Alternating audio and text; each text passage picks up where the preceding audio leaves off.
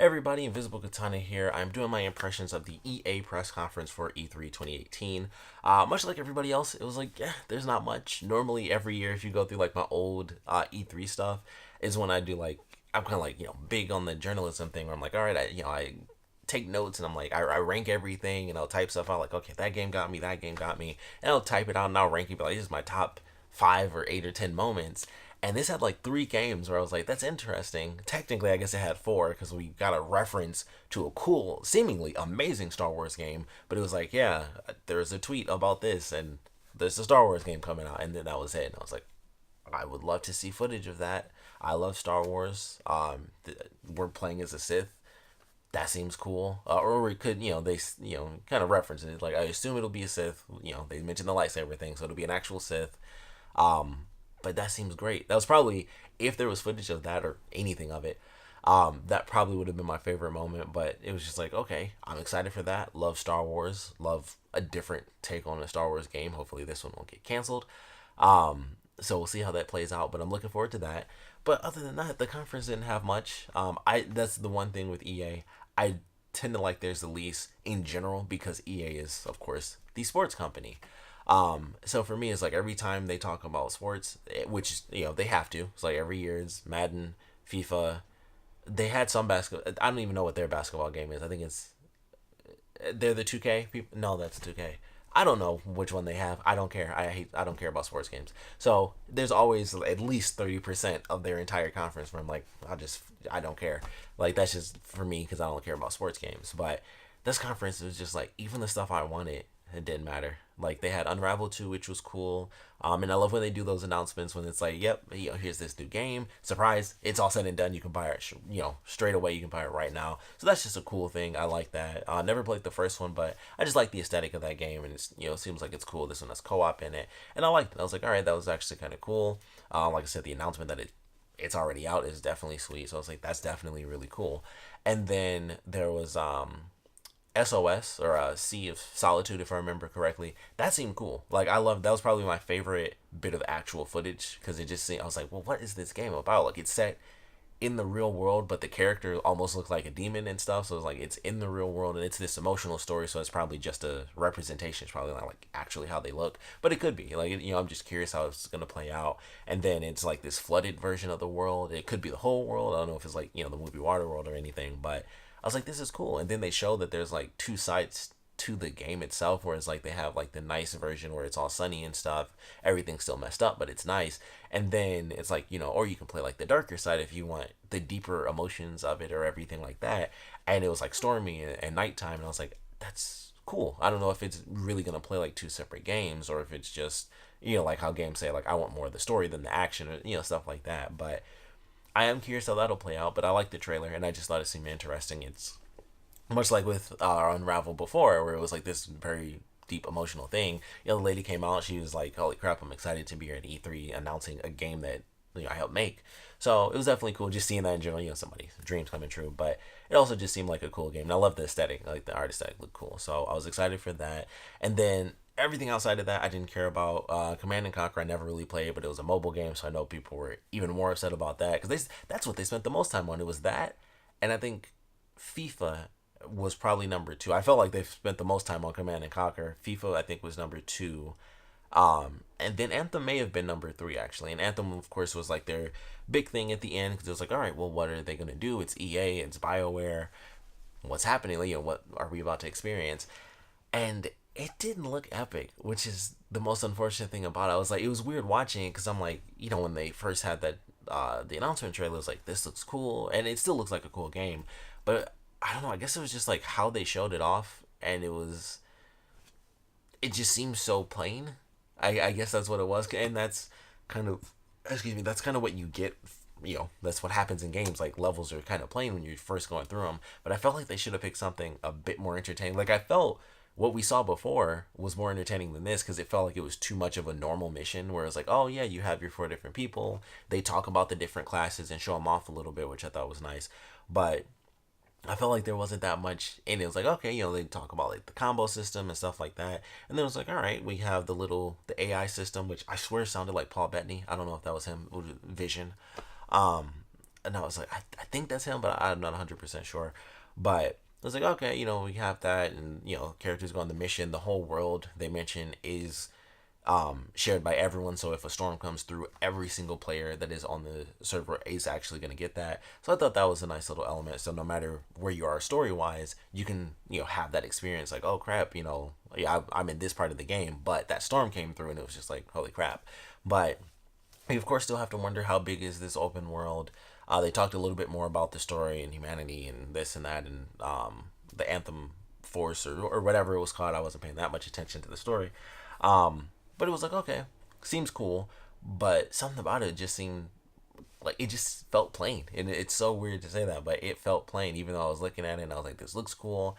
Nothing about it like seemed to really stick out as much as I would have wanted. And maybe it's because in the very first trailer we had, it seemed so much cooler because it was like the grand expanse of the world, and this was more like the co-op element. And I think I like the exploration more because it was just like, look how big this world is, and they left off of like the main hub area. They jumped off and they were like flying forever, and they dive underwater and shoot back up, and they found a weapon, and then they met up with the characters towards the end of that demo, and it just seemed cooler because we got to see them explore the world, and random stuff was happening as they were flying through it, and that seemed a lot cooler than, all right, we're here, we kill these things, and then we travel over here, we they did some jumping around and stuff, but it was kind of just like, all right, we're in this area, we blow it up, we blow up some enemies, and then here's a boss battle at the very end, which they cut at.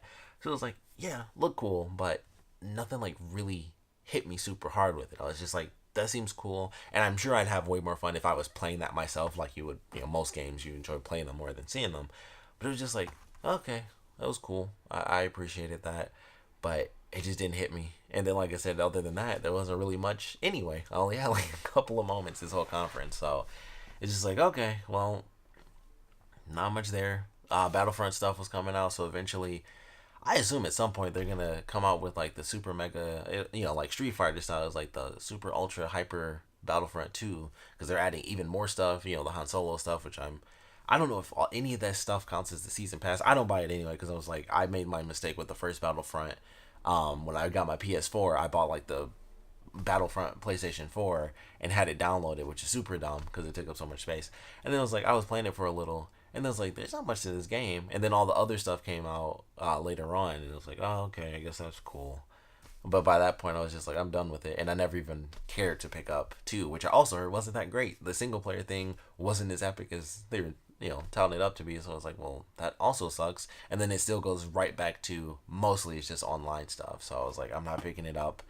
Maybe way down the line I'll pick it up, but I just don't see that really happen. I don't think I'll ever end up getting 2 unless I get it for free. I'm not gonna get that. So it's like some little stuff there, sports stuff happened. I just didn't care. So overall, not the greatest conference this year. And like I said, for me, they always have like my least favorite, but typically I at least enjoy it. At least there's something that comes out where I'm like, I'm excited for that, or that just looked great. Like A Way Out, they mentioned that, where it's like, oh, A Way Out is what we kind of showed off last year. I remember loving that when that first came out. I was like, that's a cool idea. That seems like it's gonna be super super fun, and I love that. And then I feel like I didn't have that at all. And the closest I came to it was, oddly enough, the same indie game thing was the Sea of Solitude.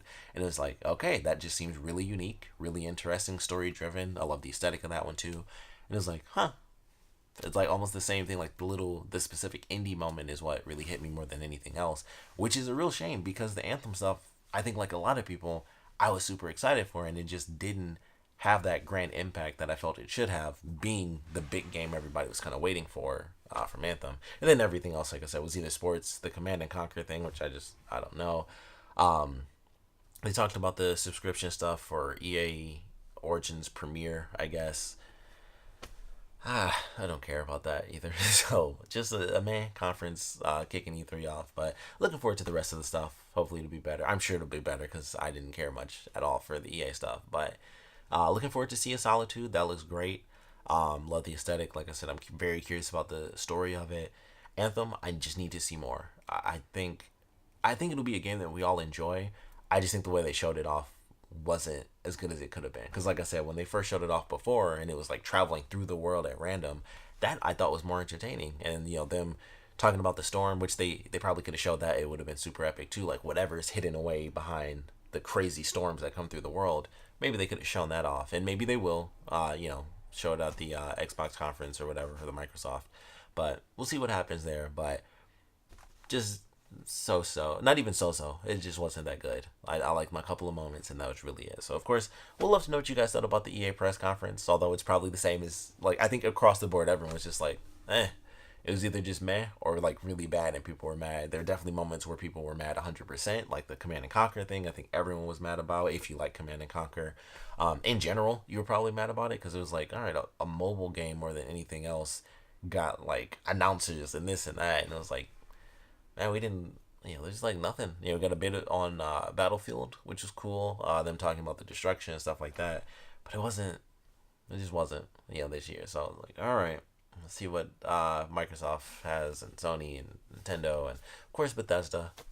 So looking forward to those. But yeah, not the greatest Saturday start, which I didn't even realize. So I saw it late, so I'm kind of glad I saw it today, and then I get to go right into other press conferences because I'm just like, yeah, that wasn't. So it's unfortunate, but it's just that was our start this year for E3. Want to know what you guys thought about it, what you are excited for, what caught your attention. What more you need to see from the games that we already saw? Like, what more do you need to be entertained by them?